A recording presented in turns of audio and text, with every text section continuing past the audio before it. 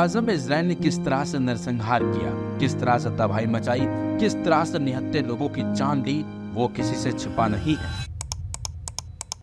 Israel की इन हरकतों से पूरी दुनिया वाकिफ है, लेकिन इजराइल की इन हरकतों और करतूतों की वजह से गाजा के बच्चे खाने को तरस रहे हैं, रो रहे हैं, खाना मांग रहे हैं और खाना नहीं मिलने की वजह से मारे जा रहे हैं। ऐसी दर्दनाक कहानी है 5 साल के मासूम बच्चे अब्दुल्ला अबू जरका की, जो इजरायली सेना की वजह से अब इस दुनिया में नहीं रहा, क्योंकि इजराइल ने गाजा के लोगों को भूखा मारने की योजना के तहत ही पूरे इस क्षेत्र की घेराबंदी कर रखी है। इस घेराबंदी की वजह से गाजा में बुनियादी जरूरत की चीजें जैसे खाना, दवाइयां नहीं पहुंच पा रही हैं।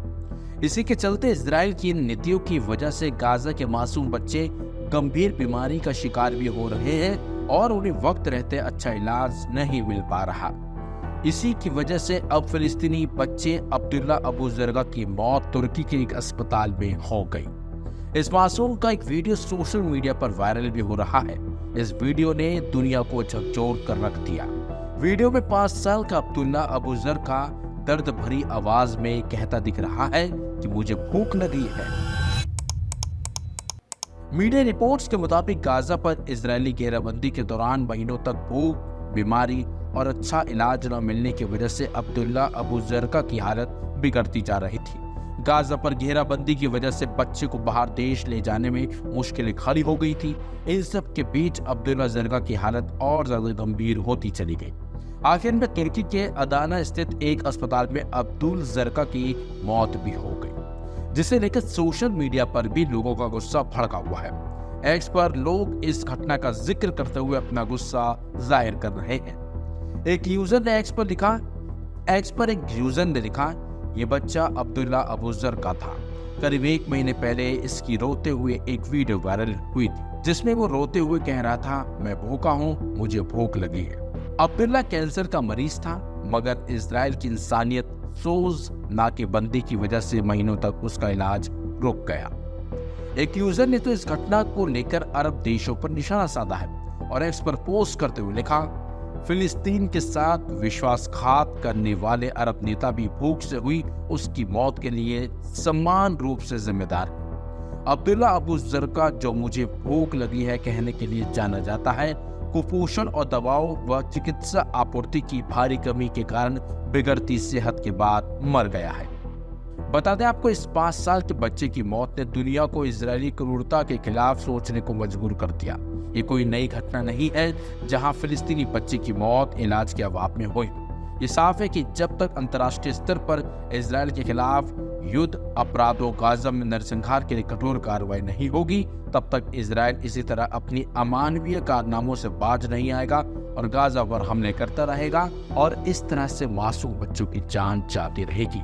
ऐसे में अब इजरायल के खिलाफ सभी देशों को खड़े होकर एक बड़ी कार्रवाई की ओर बढ़ना चाहिए, ताकि मासूम बच्चों को मरने से बचाया जा सके।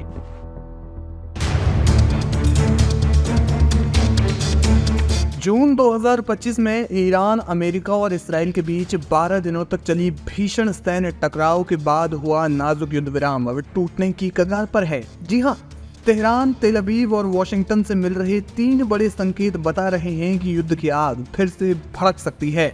विशेषज्ञों ने चेतावनी दी है कि इस बार दांव पहले से कहीं ज्यादा ऊंचे हैं और ईरान का परमाणु कार्यक्रम इस तूफान का केंद्र बन सकता है। जून में इसराइल ने ईरान पर हवाई हमले किए, अमेरिका ने 3 परमाणु साइटों को निशाना बनाया और ईरान ने जवाबी मिसाइलें दागी। 24 जून को हुए युद्ध विराम में कई लोगों की मौत और अरबों के नुकसान के बाद कुछ राहत मिली, लेकिन कोई लिखित समझौता न होने से ये शांति बस एक ठहराव है। अब अगस्त 2025 के अंत में युद्ध की आहट तेज हो रही है। 3 संकेत हैं जो अमेरिका की स्थिति को स्पष्ट कर रहे हैं कि वो ईरान पर हमला कर सकता है और ईरान जाहिर तौर पर एक बड़ी जवाबी कार्रवाई करने की तैयारी में है। पहला संकेत, डिएगो गार्सिया में अमेरिकी सैन्य तैनाती। हाल के समय में अमेरिका ने डिएगो गार्सिया नौसैनिक बेस पर फिर से सैन्य तैनाती बढ़ा दी है। न्यूज़वीक की सैटेलाइट तस्वीरों के विश्लेषण से इस बात का पता चलता है। खास बात यह है कि इस रणनीतिक ठिकाने से 22 जून को B-2 स्टील्थ बॉम्बर्स के जरिए अमेरिका ने ईरान पर हमला किया था। अब फिर से F-15 fighter jet B-52 bombers और नौसैनिक जहाज़ों की मौजूदगी देखी गई है, जो मार्च और मई की तैनाती की याद दिलाती है। पेंटागन इसे क्षेत्रीय सुरक्षा के लिए ज़रूरी बता रहा है, लेकिन ईरानी मीडिया इसे सीधी धमकी मानता है। ईरान की इरना न्यूज़ एजेंसी के एक सैन्य विश्लेषक ने कहा कि रोकथाम नहीं, हमले की तैयारी है। मार्च में भी ऐसी तैनाती के बाद ईरान ने इस अड्डे पर हमले की धमकी दी थी। ट्रंप प्रशासन की सख्त नीति को देखते हुए विशेषज्ञों का कहना है कि अगर कूटनीति विफल हुई तो ये सैन्य कार्रवाई का संकेत हो सकता है। दूसरा संकेत, यूरेनियम के स्टॉक को कम करने की ईरान को धमकी। सबसे बड़ा खतरा ईरान का परमाणु कार्यक्रम है, जो जून में क्षतिग्रस्त हुआ लेकिन अब फिर गति पकड़ रहा है। अमेरिका और इजराइल ने ईरान को यूरेनियम स्टॉक कम करने और IAEA के साथ सहयोग के लिए 31 अगस्त की अनौपचारिक समय सीमा दी है, वरना UN सैंक्शंस फिर से लागू हो सकते हैं। पिछले हफ्ते ईरान ने IAEA अधिकारियों को तेहरान बुलाया, लेकिन यूरेनियम संवर्धन का डेटा या क्षतिग्रस्त साइटों तक पहुंच नहीं दी। जून में बने कानून के तहत ईरान ने IAEA के साथ सहयोग रोक दिया। इसे आक्रामकता को बढ़ावा देने का दोषी ठहराया गया। वहीं दूसरी ओर अमेरिका ने ईरान पर प्रॉक्सी संगठनों को हथियार देने का इल्जाम लगाया, जिससे लाल सागर और सीमा पर तनाव बढ़ रहा है। फ्रांस, जर्मनी और UK ने चेतावनी दी है कि अगर अगस्त तक कोई समझौता नहीं हुआ तो प्रतिबंध फिर से लागू होंगे। IAEA की रिपोर्ट के मुताबिक ईरान ने हथियार ग्रेड के करीब यूरेनियम संवर्धन किया है, जिससे वॉशिंगटन और तेल अवीव में खतरे की घंटी बजी है।